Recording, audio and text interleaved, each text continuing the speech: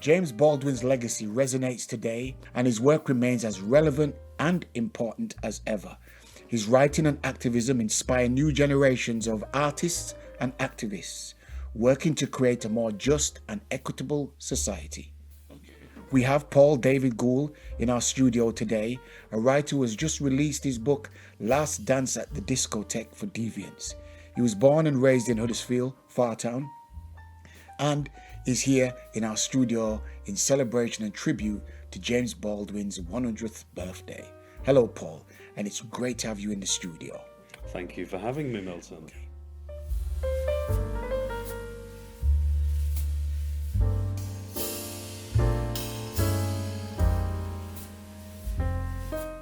James Baldwin's novels include Go Tell It on the Mountain, Baldwin's first novel, The Fire Next Time, Another Country, Tell Me How Long the Train's Been Gone, Notes of a Native Son, If Beale Street Could Talk, a novel about a young black couple in New York City who are separated when the man is falsely accused of a crime. The novel deals with themes of race, injustice, and love. Giovanni's Room is a novel that explores the relationship between two men in Paris during the 1950s. It is considered groundbreaking for its frank portrayal of homosexuality, which inspired Paul way back when. His speeches, writing, and commitment to social justice were unwavering. Paul, when did you first come across James Baldwin's writing? Thanks for that question, Milton. I'm a little bit ashamed to say that I first read James Baldwin only 10 years ago, when I started writing my book, Last Dance. And I had heard of him. I'd heard of him, of course, long before that. And it was Giovanni's Room, which was the first of his books I read. It struck a chord with me because it's heartbreaking, and one of the influences I drew from that was the voice of Giovanni, who is rejected by his white American lover. And at one part of the book, there's this accusatory tone where Giovanni vents his feelings of rejection, and I used a little of that in my book. I had a character addressing another character, saying, I loved you, but you turned me down, you rejected me, you spurned me. That was an influence, I think, a part of the book that stuck with me. When as I say, that's when I was reading it 10 years ago. At the time, I was writing my book. But I also want to say that whenever I talk about being influenced by someone, it doesn't mean I think I can be as good as them. Okay, so what impact did it have on you, and did it inspire anything in you to write more? It inspired me in the sense that it's heartbreaking, and it's also quite a condensed novel in the sense that there's the two men who have the relationship, and then there's the woman who's the fiancée of the white American. So it's not a sprawling novel with dozens of characters. And I think what I found particularly inspiring in that book is Giovanni's voice. So Giovanni's a gay Italian barman working in Paris. So not a black character, but certainly from a nationality that was in Paris was probably looked down on and doing the menial work.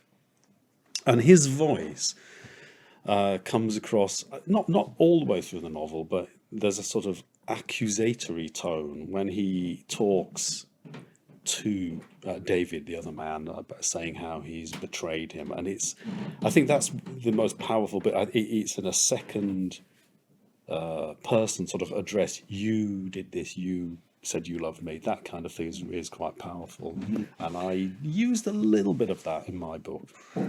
Okay, so it explores sexuality, identity.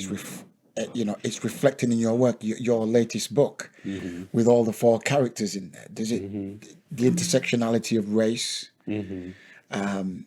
sexual orientation, class. Yes, well, race isn't such a theme in my book that's just come No. out, although it does deal with otherness, shall we say, Okay. because 4 out of my 3 main characters are Russian. And then my second book, which is a work in progress, does deal with race much more directly. Now, an intersection of class is interesting. Just going back to Giovanni's room, because the other thing about the character of Giovanni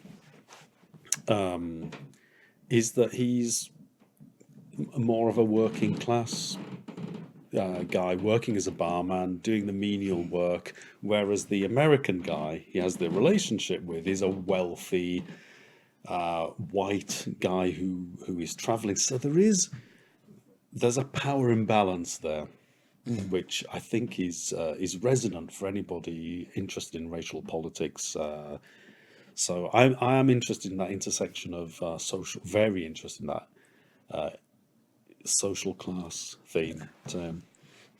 How do you think James Baldwin's portrayal of LGBTQT plus themes in his writing has impacted the literary landscape for future generations, including your own? Well, he is obviously he's a kind of pioneer, isn't he? Oscar Wilde was in his own way. And I can't say he's the only pioneer, and before there was E.M. Forster, but in terms of being, I don't know if he's absolutely the first, but certainly a pioneer where there's that intersection of being black and gay, at a time when there was segregation in the States, and I think he's impacted the landscape of LGBT writing. He's just almost like one of the sort of founding fathers, you could say, one of those touchstone figures that you look back to. And there have been, I think there are many American writers who have followed since then in the LGBT writing scene. I'm thinking of Armistead Maupin, who is required reading for anybody who's LGBT. And then more recently, I'm thinking of the late Andrea Levy. She wrote very movingly about race, maybe not so much about LGBT issues. Yes, he is a huge figure in that scene.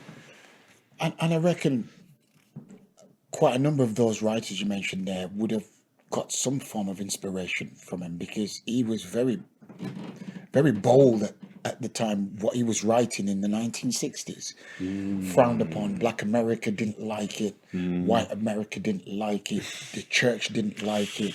Oh dear! The police didn't like it. Nobody liked James Baldwin for what he stood for, but in some strange way, they respected him. Yes, well, yes. I wonder how that respect must have been quite hard won. It's interesting what you say there, Milton, about him, kind of rocking the boat for black society. I think that's largely because of the religious aspect of Black America, and white society. Yes, I know he was an intellectual, obviously a very serious writer, but so yeah, maybe he struggled for acceptance in. But I think maybe that's also what marks him out as brave. Yeah, and also during the time they didn't like. I don't think America really respected writers. There was another marginalization, cancellation about his craft as well. And do you think white America accepted, say, musicians more readily than writers from? Well, yeah, because then they had the cover versions of all the musicians, the black musicians, yeah. Can you share a personal anecdote, an experience where James Baldwin's work, especially Giovanni's Room, has resonated with you on a deeper level as a gay writer? As a gay author. Yes, well, or maybe not so much as a gay author, just as a gay person. Is I think it's. I'm going to go back again. I think it's that intersection of race, sexuality, and class. So growing up here I grew up here in Huddersfield, and was very much aware of being different in many ways. I think what resonates with me on a personal level in Giovanni's room. Let's take the class thing for example. I grew up on a council estate. I went to Greenhead College here in Huddersfield.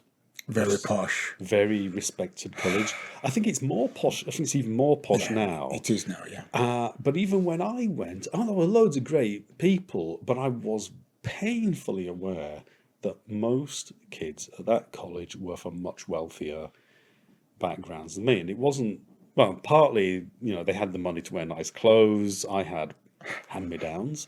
They went on foreign holidays. I never had. So there's a sympathy there that I have for Giovanni in the book, in that he is a poor Italian migrant to Paris, doing a menial job in a bar. He's badly paid. The American guy who rejects Giovanni ultimately after their relationship because he runs off to the safety and respectability of his white American fiancée. The American guy, has the privilege of being white and the privilege of being wealthy and leisured. He's not slaving away in a bar. He's just on this extended vacation. So I'm possibly repeating myself, but it's really that social class thing, which, just like race, speaks to inequality of opportunity and power imbalance. Interesting. And I felt some of that at Greenhead College. Greenhead College there were not many black kids. There were not many. There were some at Greenhead College, and also I was painfully aware that not many of the kids were from poorer families.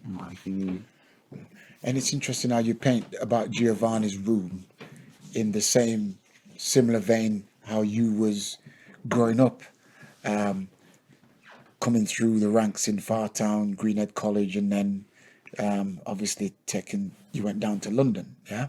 I went to Birmingham to University first, yeah. It's interesting that you say the ranks because that makes it sound as though there was a nice, clearly set out structure that I could follow, no. And there wasn't. But I think I know what you mean. Metaphorically, you're navigating the ranks, yeah. Navigating, but without a roadmap. Because I think, as you probably understand, Milton, I think when you come from a council estate like that, and you're, perhaps the expectations of you are low. I remember nobody from my family had ever gone to university, and I'm not sure how many other people from our estate went to university. Just for the record, folks, it's Abbey Road, Fartown. Yes. Yeah, Huddersfield, West Yorkshire. Which is a small estate by council estate standards, but still, But brimming with vibrancy. Every day there was an incident. Not many of you could share on this podcast, but yeah, we'll crack on and move on. How do you navigate the complexities of sexual and identity in your writing, drawing on the inspiration from James Baldwin's essays and novels? Well, the short answer to that is with difficulty, because of course, as soon as someone says drawing inspiration from, and yes, I think James Baldwin absolutely is essential reading.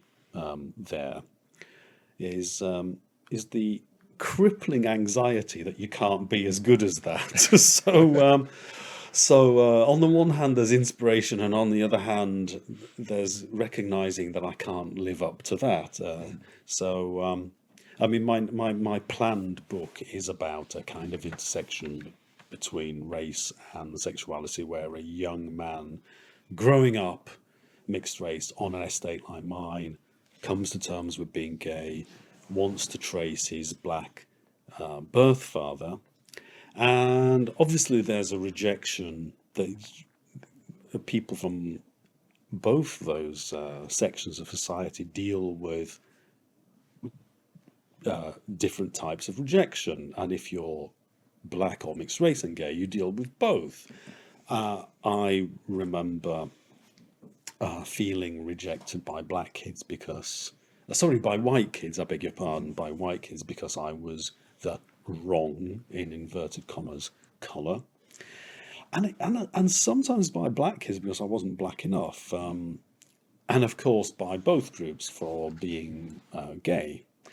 And also, I remember also a couple of kids on their estate who, I won't say that they bullied me, but they cornered me once and we said, "You're a brainy kid. We don't like brainy kids." So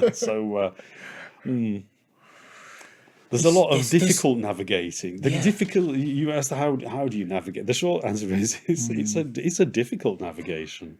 Yeah, but I have to say there's so many parallels with you being gay and James Baldwin being gay. You trying to find your birth father. He had massive problems with his stepfather, and his stepfather was from the church. So I see. From an outsider looking in, I see several parallels. Well, I accept that he's a giant, and I'm just a rookie. I feel quite humbled, actually. I mean, he died at age just 63, and the reason we're talking about him today is it's the centenary of his birth. The age at which he died is not much older than the age I first got published, so that puts me to shame.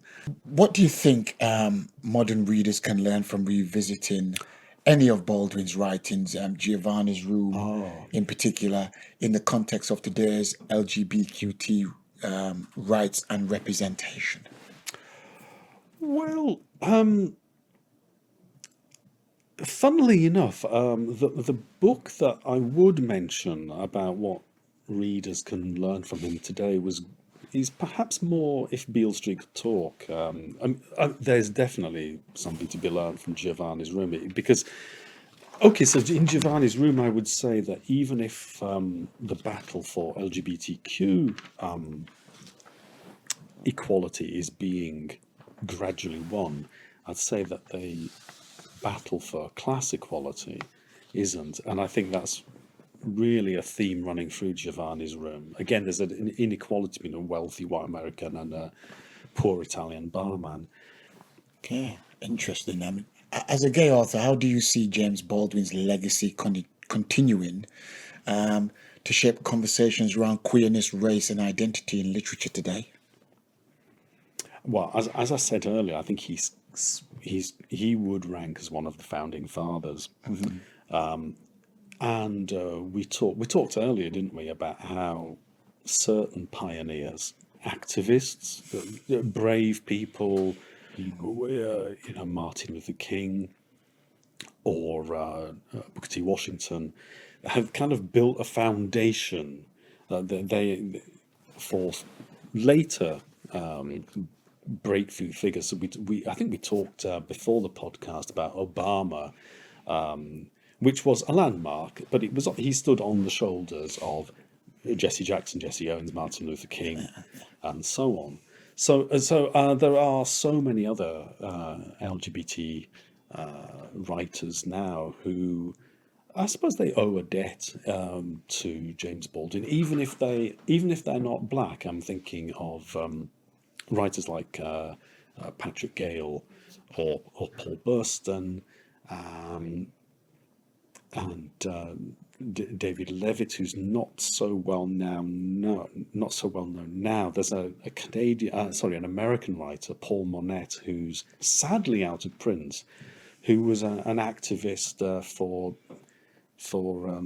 sufferers of AIDS, and that might sound like it doesn't have much in common with James Baldwin, but it was activism in American society battling for recognition and equality in an atmosphere of hostility. So if I would recommend anyone interested in LGBT literature, I really would recommend Paul Monette, who writes beautifully as well. Okay. Paul, I want to say a big massive Huddersfield Fartown thank you and congratulations on the more recent published book and the new book you're going to be writing. Please stay in touch. We want to celebrate your success as one of our own, and share your stories all over the world and as far as and as wide as we can. Thank you so much. Thank you, Milton, for having me.